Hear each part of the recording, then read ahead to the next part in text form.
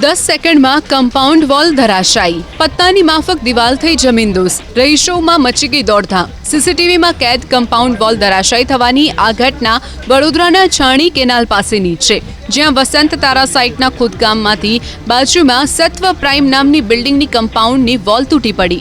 Compound wall તૂટી પડતા 2 ટાવરમાં રહેતા અંદાજિત 200થી વધુ લોકો પોતાના ઘર છોડીને તાત્કાલિક નીચે દોડી આવ્યા।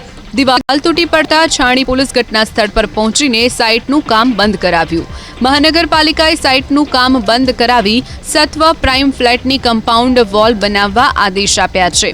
તો રહીશોનો આરોપ છે કે મહાનગરપાલિકા નીતિ નિયમો નેવે મૂકીને સ્કીમોને મંજૂરી આપે છે। સત્વ પ્રાઇમના રહીશોએ વસંત તારા સ્કીમના બિલ્ડરો વિરુદ્ધ પોલીસ ફરિયાદ પણ કરી છે।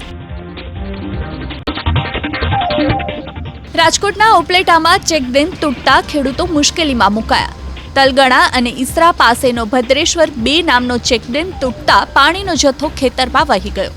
ઉનાળાના પ્રારંભે જ પાણીનો બગાડ થતા ખેડૂતો અને પશુપાલકોને હાલાકી ભોગવવાનો વારો આવ્યો।